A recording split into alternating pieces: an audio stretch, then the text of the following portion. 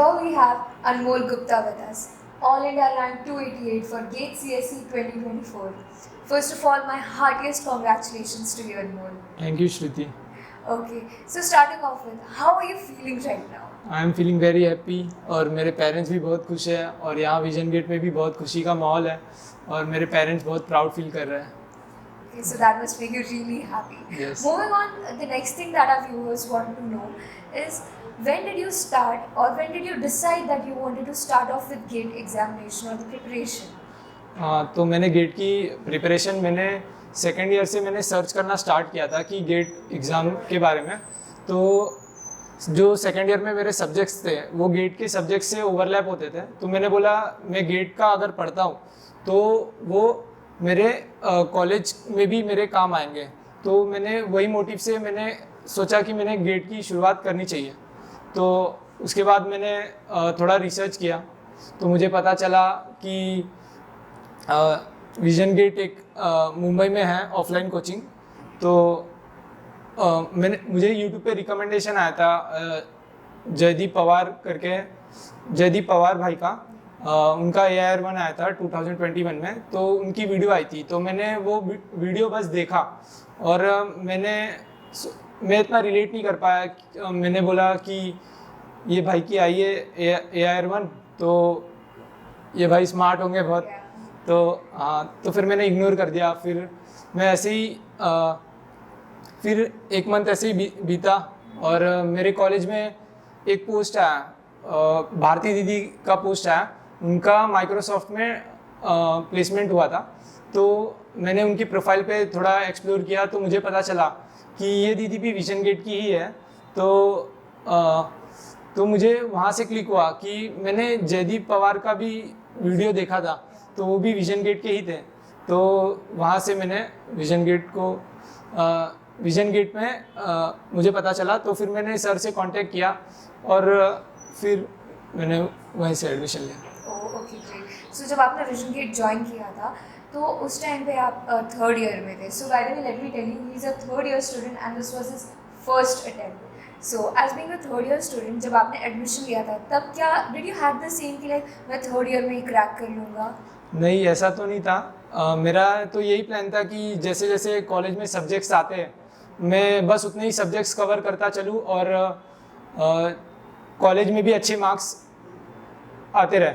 और तो मैंने यही सोचा था कि थर्ड ईयर में बस मैं सिलेबस कवरेज पे ध्यान दूंगा और प्रैक्टिस क्वेश्चंस और जो टेस्ट सीरीज वगैरह है वो सब मैं फाइनल ईयर में करके मैं फाइनल ईयर में अब गेट का अटेम्प्ट दूंगा. लेकिन मैं जब यहाँ ज्वाइन हुआ तब मुझे पता चला कि सर ने भी क्रैक किया है गेट. सर ने भी थर्ड ईयर में अपने क्रैक किया है गेट. तो सर ने मुझे मोटिवेट किया कि अगर मैं कर सकता हूँ तो आप भी कर सकते हो. और मेरे पीयर ग्रुप थे उन्होंने भी मोटिवेट किया कि हाँ अपन करते हैं कि थर्ड ईयर में ही अपन कर देते, फुल फ्लेज थर्ड ईयर में ही कर देते. तो वैसे ही और उन्होंने भी कर दिया है थर्ड ईयर में ही. That's great. सो कोई भी स्टूडेंट जो रहते हैं जो कि कॉलेज में होते हैं और उन्हें गेट साथ में प्रिपेयर करना होता है जैसे आपने थर्ड ईयर में किया तो उनको टाइम मैनेजमेंट का बहुत इशू होता है. तो आपने कैसे मैनेज किया टाइम? हाँ, तो कॉलेज की बात आई तो फिर मैंने गेट को अपने हाईएस्ट प्रायोरिटी रखा था. तो इसके लिए मैंने मैक्सिमम टाइम गेट को ही देता था और कॉलेज में जैसे लैब्स वगैरह हो गए जो कंपलसरी थे वही अटेंड करता था. और जब भी फ्री लेक्चर मिले मुझे तो मैं लाइब्रेरीज ओपन रहती थी तो उसमें जाके मैं PYQs करता था. और कभी कभी मैंने लाइब्रेरीज में जो PCs रहते हैं उस पर मैंने टेस्ट भी दिए हैं. हाँ वही. Okay, so a tedious task, but the result speaks Yes. for itself. So moving forward, next thing that anyone would want to know is what was your strategy? Like एक proper plan कि ये करना है उसके बाद ये करना है. So what was that for you? ऐसे मैंने कोई स्ट्रेटेजी नहीं बनाई थी. मैंने सिर्फ सर को ही फॉलो किया था.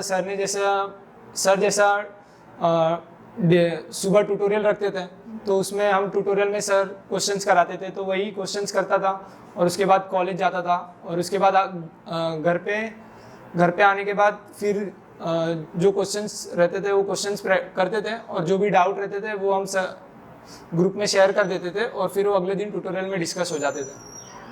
हाँ। So that was all that you followed. Wow, that's great. So next thing, एक बार हम प्रिपेयर कर लेते हैं अपना पूरा सिलेबस, तो जो नेक्स्ट पॉइंट रहता है वो होता है मॉक टेस्ट देने का। अब मॉक टेस्ट में हमेशा मार्क्स ऊपर नीचे होते रहते हैं, उसके साथ फीलिंग्स भी ऊपर नीचे होती रहती है।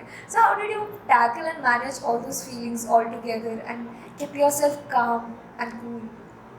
मॉक टेस्ट में कम आना ये तो ज़रूरी है, क्योंकि अगर मॉक टेस्ट में कम नहीं आए, अगर हमेशा आपको ज़्यादा ही आ रहा है मार्क्स, तो मतलब आप ओवर कॉन्फिडेंट हो जाते हो कि मुझे ज़्यादा ही मार्क्स आ रहा है, और कम आ रहा है तो आपको पता चल रहा है आपकी वीकनेसेस क्या है, आपके लूप होल्स क्या है, आपके उन सब्जेक्ट्स में कौन कौन से टॉपिक सब टॉपिक्स कवर नहीं है, तो उन पे मैं ध्यान देता था। और जो टॉपिक जिस पे मेरे मॉक टेस्ट में मार्क्स नहीं आ रहे तो वो टॉपिक को जाके रिवाइज करता था, और अपने पीयर ग्रुप से भी डिस्कस करता था उनसे रिलेटेड। बस ये आपने सीधा best out of hard times निकाल लिया। Yes. That's great. So moving on to the last question, आपका एडवाइस क्या होगा जो फ्यूचर एस्पिरेंट्स हैं? हाँ, तो मैं यही एडवाइस करूँगा, अगर आपके पास अभी टाइम है, अगर आप अभी सेकेंड ईयर में हो, तो फुल फ्लेज आप थर्ड ईयर का ही प्रिपेयर करो। आप ऐसा मत सोचो कि मेरे पास बहुत ज़्यादा टाइम है, मैं फोर्थ ईयर में करूँगा, मैं फोर्थ ईयर में करूँगी, ऐसा मत सोचो। आपके पास अगर टाइम है तो आप थर्ड ईयर को ही अपना मेन टारगेट करके थर्ड ईयर में ही अच्छे मार्क्स लाने का ट्राई करिए। और मैं बोलूँगा जितने जल्दी हो सके उतने जल्दी आप अपना सिलेबस का कवरेज है वो जल्द से जल्द कवर कर दीजिए, और टेस्ट सीरीज जल्द से जल्द स्टार्ट कर दीजिए। बस। Okay, so thanks a lot for your time. Thank you. Thank you.